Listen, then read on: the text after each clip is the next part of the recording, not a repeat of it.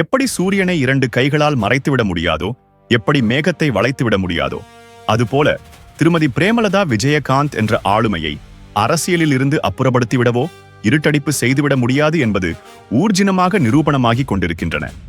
கடந்த காலங்களில் ஊடகங்கள் மற்றும் சமூக ஊடகங்கள் போலி பத்திரிகையாளர்களை கொண்டு திருமதி பிரேமலதா விஜயகாந்திற்கு எதிராக அவதூறுகளையும் போலி செய்திகளையும் பரப்பி மக்கள் மத்தியில் அவருக்கு எதிராக ஒரு தவறான பிம்பத்தை ஏற்படுத்தியிருந்தார்கள்.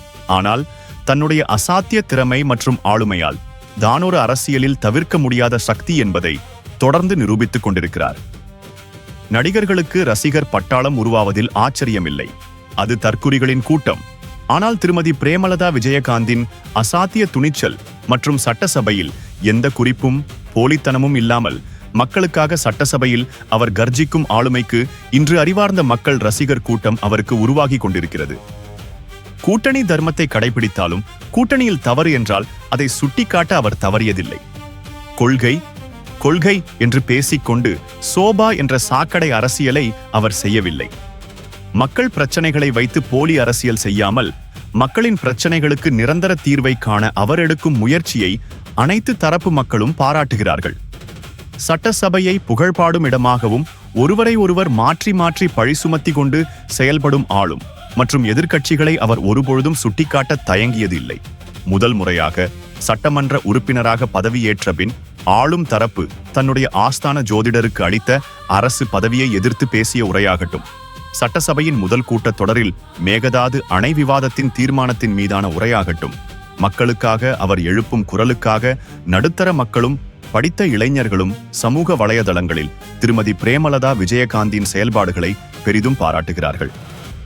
எப்படி சட்டசபையில் பேசாமல் முதல்வர் கொடுக்கும் எக்ஸ்பிரஷனை ரசிக்க ஒரு கூட்டம் உள்ளதோ, அதுபோல எந்த குறிப்பும் பேப்பரை பார்த்து படிக்காமல் இவர் சட்டசபையில் ஆற்றும் முறையை காண அறிவார்ந்த பெரிய கூட்டம் உருவாகி உள்ளதற்கு சமூக வலைதளங்களில் இவரை பாராட்டும் மக்களும், அதே சமூக வலைதளங்களில் இவருக்கு எதிராக கதரும் தருதலை தற்குறி கூட்டமும் fake ID route mafia vulgar வாரியர்ஸே சாட்சி.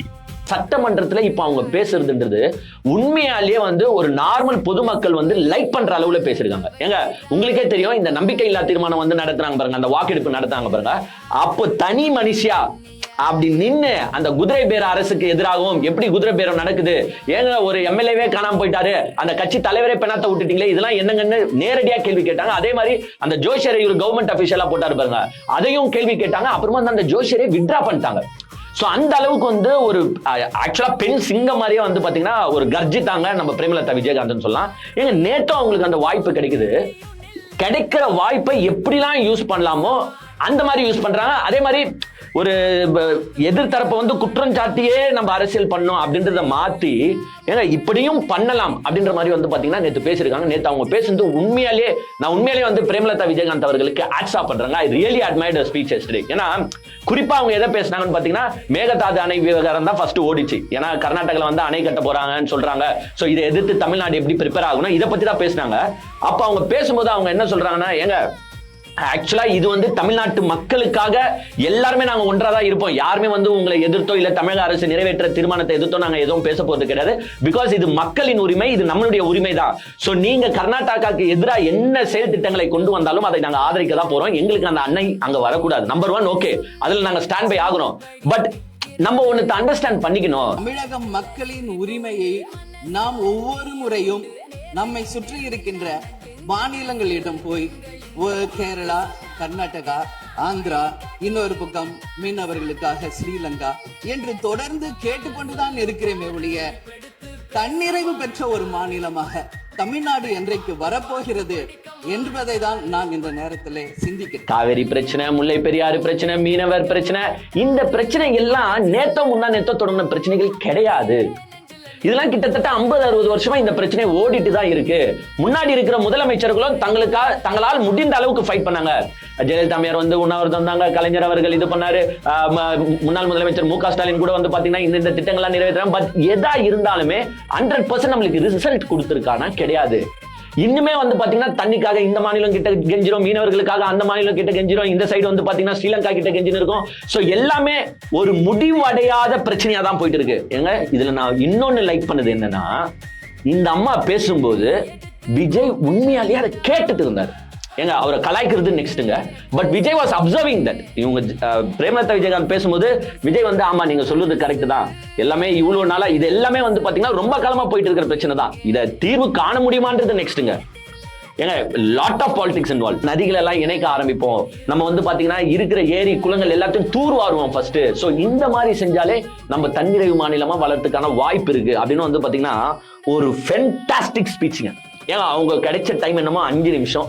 அந்த 5 நிமிஷத்துல ஐ ரியலி அட்மைட் ஸ்பீச். அதை ஆக்சுவலா நான் சொல்லணும்னு நினைச்சேன், நான் நேத்தே பேசணும்னு நினைச்சேன், நான் அதை ஆக்சுவலா மறந்து போயிட்டேன். பிகாஸ் அவங்க ஒரு எடுத்துக்காட்டோட சொன்னாங்க. ஏன் இதை நான் பேசுறேன்னா, இப்ப நம்ம இங்க இந்த உறுப்பினர்கள்லாம் வந்து உட்காந்து உடனே நம்ம கையில ஃபர்ஸ்ட் என்ன தராங்கன்னா தண்ணி தான் தராங்க. சோ தண்ணி தான் முக்கியம், நீரின்றி அமையாது உலகு அப்படின்னு வந்து பாத்தீங்கன்னா சொல்லி முடிச்சாங்க. உண்மையிலே மேடம் ஹேட்ஸ் ஆஃப். நான் வந்து அந்த ஸ்பீச்ல வந்து பாத்தீங்கன்னா உண்மையிலே நான் உங்களோட ஃபேன் ஆகிட்டேன்.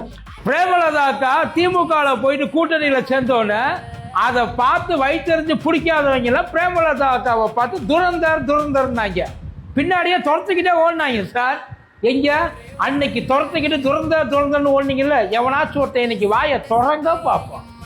திறக்க முடியாத அளவுக்கு வாயை கிழிச்சு நடுவில் ஒரு கம்பியை வச்சு மூட முடியாம ஆக்கி வச்சிருக்கிறாங்க பிரேமலதா அக்கா. இப்பெல்லாம் அசம்பிளியில பிரேமலதா அக்கா பேசுறப்ப எனக்கு பேக்ரவுண்ட்ல ஒரு பிஜிஎம் ஓடிட்டு இருக்கு. கருப்பரே வாருவையா கூடவே வாருவையான்ட்டு. அந்த மீசை, குதிரை, கையில் ஒரு அருவா, அது மட்டும்தான் இல்லை. இதை பிரேமலதா அக்காவை பெருசாக பில்டப் பண்ணணும்னா இல்லை அவங்கள பெரிய ஆளாக காட்டணும்னா அப்படியெல்லாம் எதுவும் இல்லை. இது ஃபேக்ட். அந்த பேச்சை பார்த்த அத்தனை பேருக்கு நல்லாவே தெரியும். ஏன்னா எந்த விதமான லூஸ் ஸ்டாக் இல்லை, எந்த விதமான வேஸ்ட் ஸ்டாக் இல்லை, நான்சென்ஸ் ஸ்டாக் இல்லை, நீட் ஸ்டாக். முக்கியமான விஷயம், அவங்க கையில் எந்த ஒரு பேப்பரையும் எடுத்து வச்சுக்கலாம், குறிப்பும் எடுத்து வச்சுக்கலாம். அவங்களுக்கு எந்த விதமான ரெஃபரன்ஸ் மக்கப் பண்ணிட்டுலாம் வரலப்பா, மனசுலேருந்து ஒவ்வொரு வார்த்தையும் அவங்களுக்கு வருது. அவங்க எதை எழுதி வச்சுக்கிட்டுலாம் இங்கே உட்காந்து அதை கொண்டாந்து இதை பேசிட்டோமா அதை பேசிட்டோமா எதுவும் விட்டு போச்சா அந்த மாதிரிலாம் எதுவுமே இல்லை. Real talk, open talk. மற்றவர்களுக்கு அதை பற்றி கூட கவலை இல்லை. வைகோ அவர்கள் சொல்கிறாரு ஆட்சி எப்படி இருக்கு, சூப்பராக என்ன வார்த்தை, சூப்பர் தானே சொன்னார். அவர் அருமையாக இருக்கும், சூப்பர் ஏதோ ஒரு வார்த்தை சொன்னார். ஒரே வரியில் முடிச்சு விட்டார். 1 மாதம் இங்கே பாலியல் சீண்டல் இல்லை, கஞ்சா போதை இல்லை. அது இவங்க பிரேமலதா விஜயகாந்த் பரவாயில்ல, சட்டம் ஒழுங்கு சீர்குழு. ஆனால் ஒன்றுங்க, நேற்று ஒரு பேச்சு இன்னைக்கு ஒரு பேச்சு கிடையாது. பிரேமலதா நேத்தும் என்ன சொன்னாங்க, பொதுவாக அவங்க தான் மாறி பேசுவாங்க அப்படின்ற ஒரு அதுதான். நானும் முன்னாடி அவங்களாம் மாறி பேசுவாங்க, நானுமே அந்த விமர்சனத்தை வைத்திருக்கேன். இப்போது பார்க்க போனால் இந்த லாஸ்ட் ஒரு 3 மந்த்ஸில் பார்த்தீங்கன்னா அவங்க தான் அந்த பர்ஃபார்மன்ஸ் கரெக்டாக மெயின்டைன் பண்ணுறாங்க. ஸ்ட்ரைக் ரேட் என்ன ஆட்சியில் இப்போ பெருசாக ஆகிப்போச்சு, கொஞ்சம் கொஞ்சம் பாலியல் சிண்டல், எங்கள் அண்ணா ஆட்சியில் என்ன அப்படின்னாங்க. அதே டெம்போவை நீங்கள் மெயின்டைன் பண்ணி ஐயோ அண்ணாச்சியே பரவாயில்ல, தம்பி விஜய் ஆட்சியில் சீர்குலைந்தே விட்டுது அப்படின்றாங்க. அப்போ அந்த கேஸ் எல்லாம் பார்த்தா கரெக்டாக வருதா? ஆமாம், 24 மணி நேரத்தில் 12 கேஸு, ஊரெல்லாம் பாலியல் சிண்டல், 3 வயசு குழந்தை இது ஒரு இறக்குறாங்க. ஒரே ஒரு ஆளு மொத்த செட்ட சபையும் வைக்கும் பாரு.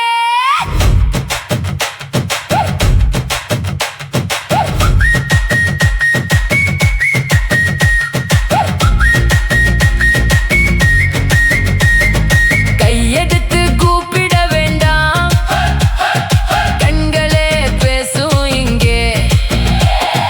வஞ்சகம் சேராத மனசு வசந்தமா நிற்கும் இங்கே. எதிரில நின்றாலும் எதிர்பார்க்கி இல்ல இருவங்க கிட்ட. ஊர் சொல்லும் பேரெல்லாம் உயர்ந்து நிற்கும் இந்த வழி. ஒரே ஒரு ஆளு அந்நியாரு பிரேமலதா. அந்நியாரு பாரு பாரு பாரு. ஒரே ஒரு ஆளு அந்நியாரு மொத்த சட்ட சபையோ அலற வைக்கும் பாரு. ஒரே ஒரு ஆளு அந்நியாரு பிரேமலதா. அந்நியாரு ஜெயிச்சு நிக்கிற பாரு.